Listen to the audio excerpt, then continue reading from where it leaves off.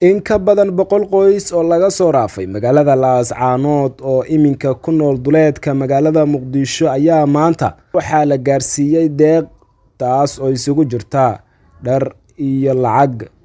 Hay'adda samafalka ee ka dhisan dalka Talyaaniga ee lagu magacaabo Soomaaliya Tooso oo bixisay deeqdan ayaa waxaa wakiil uga ahaa xisbiga aayaha shacabka Soomaaliyeed. Dadka degan deegaanka Albir ee duleedka magaalada Muqdisho ee laga soo raafay Laascaanood ayaa ah dad ay aad u liidato xaaladooda nololeed, waxayna isugu jiraan caruur, haween iyo odayaal. Tan iyo markii ay soo gaareen halkan ayaa noqonaysa deeqdii ugu horeysay ee soo gaarta. Cabdullaahi Xamdi Cismaan oo ka mid ah howlwadeennada xisbiga aayaha shacabka Soomaaliyeed sidoo kalena wakiil uga ah hay'adda samafalka ayaa sharaxay deeqdan ay maanta soo gaarsiiyeen dadkan. Sabriin ama santarka Wadajir gobolka Banaadir duleedkiisa ku yaalo waxaan la joognaa boqolaal qoys oo laga soo barakiciyay Laascaanood. Walaalaheena Soomaali toos yaa waxay noo wakiilatay ama noo soo dhiibatay lacag gaaraysa $2,705. maanta waxaan rabnaa inaan bixino lacagtaas iyo dhar isugu jiro intaba hadduu Allaha idmo.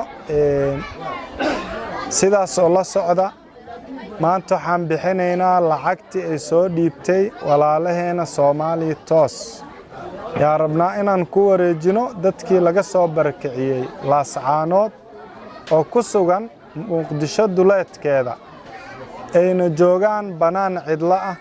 ummadda kale walaalahoodna waxaan leenahay sida walaalihiina Soomaaliya toos ugu dayda. dadkaas walaalihiina la soo barakiciyay hanti ma haystaan, guryo ma haystaan, hooy fiican oo maanta ku noolaadaan ma haystaan. madaxda dalka ugu sareyso hay-adaha iyo cid kastoo muxsin ah waxaan ka codsanaynaa walaalahooda inay u soo gurmadaan.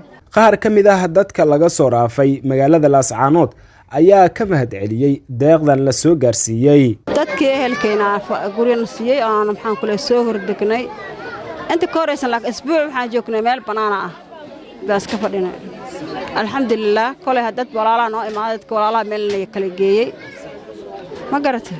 haddana alxamdulillaah waa fiicannahay dadka walaalaheena hadirtaan dacwad noo keenay bisan lacag noo keenay dhar waa noo keenay. alxamdulillaah ilaahay waa hadda iska leh. alxamdulillaah rabbil caalamiin wuxuu ilaahay nasiib oo iska haysanaa laakiin hadda sidii wadankaada dad ka soo kacay meesha joogta dad ka barakacday waa taqaan qof barakacay wuxuu yahay. hadda dhibaato adduunyo noo meeray laakiin alxamdulillaah shukr bil caalamiin muslimiinta ku dhaxnoolna.